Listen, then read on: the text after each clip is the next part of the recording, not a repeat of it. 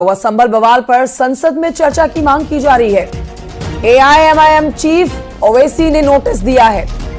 ओवैसी ने लोकसभा में स्थगन प्रस्ताव नोटिस दिया है। असदुद्दीन ओवैसी एआईएमआईएम चीफ जो कि मांग कर रहे हैं इसके ऊपर चर्चा करने की। आज से विंटर सेशन स्टार्ट हो रहा है और देखिए 20 दिसंबर तक चलने वाले सेशन में मांग कर रहे हैं संभल बवाल पर चर्चा करने की ओवैसी। वैसे ही इस बार शीतकालीन सत्र के गर्मागर्म रहने की पूरी उम्मीद है। आज पहला दिन है संसद के सत्र का। देखना ये बहुत जरूरी हो जाता है, दिलचस्प हो जाता है कि क्या ओवैसी की मांग को माना जाता है, क्या संभल के मुद्दे के ऊपर चर्चा की जाती है। पहले ही आपको बता देते हैं कि 16 विधेयक के ऊपर चर्चा की जानी है। 16 विधेयक पेश किए जाने हैं, माफ कीजिए, जिनमें 11 पुराने हैं और 5 नए हैं। उन 5 नए में वक्फ संशोधन से जुड़ा हुआ भी बिल है। संभल का जो मामला आपने बताया, पूरा प्रकरण उठा के देखिए कैसे हुआ। मथुरा में सर्वे हुआ, कोई हिंसा नहीं हुई। काशी में सर्वे हुआ, कोई हिंसा नहीं हुई। ये सरकार प्रायोजित हिंसा है, ये साजिश के तहत कराई गई हिंसा है।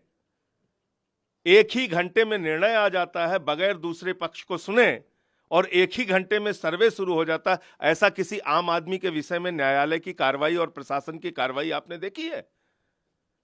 तो ये सरकार प्रायोजित हिंसा है। उत्तर प्रदेश की सरकार बराबर चाहती है कि उत्तर प्रदेश बर्बाद रहे, वहां हिंसा हो, दंगे हो, फसाद हो, नफरत की भाषा हो, बुलडोजर हो, जिससे यूपी बर्बाद हो। क्यों नहीं जाता अमित शाह का बेटा ऐसे मामलों में? वो तो हजारों करोड़ रुपए का धंधा कर रहा है और हमारे नौजवानों को लगा रखा है धर्म के नाम पे जाओ झगड़ा करो। इसमें कौन बर्बाद हो रहा है? क्या किसी बीजेपी के नेता का लड़का बर्बाद हो रहा है? उत्तर प्रदेश का वो नौजवान जो बेरोजगार है, जिसके हाथ में काम नहीं है, उसके दिमाग में आपने धार्मिक उन्माद पैदा कर रखा है। अभी अडानी के भ्रष्टाचार का मामला चल रहा है, दंगा फसाद करा दिया, चलो उस पे लग जाओ।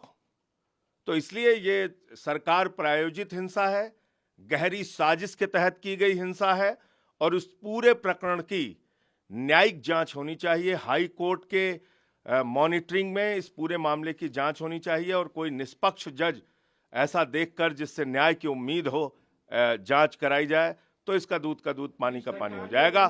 5 लोगों की जान अब तक गई है, जो जानकारी मिली है। ये बहुत ही दुर्भाग्यपूर्ण घटना है। यूपी का माहौल उत्तर प्रदेश की बीजेपी की सरकार बिगाड़ रही है।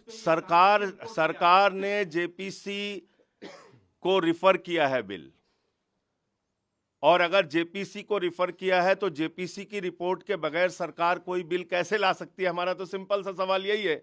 और अभी हम जा रहे हैं स्पीकर साहब के पास कि भाई इसका टाइम एक्सटेंड किया जाए। क्यों एक्सटेंड किया जाए? अभी 700 पन्नों पर मिनिस्ट्री ने जवाब नहीं दिया है और मैं अभी बीजेपी को और एक्सपोज करूंगा देश की जनता के सामने।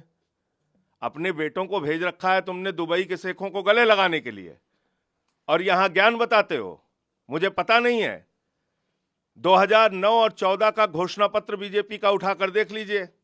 जिस वह बिल का आज ये विरोध कर रहे हैं भाजपाई, इसी बिल को चिल्ला के कह रहे थे कि हम तो लागू करेंगे इसको पूरे देश में। भाजपा का मैनिफेस्टो उठा के देखिए। तो इनको अभी और एक्सपोज करूंगा मैं। अभी तो आज मैं जा रहा हूं स्पीकर से, हम लोग जितने भी विपक्ष के सांसद हैं मिलने के लिए जा रहे हैं।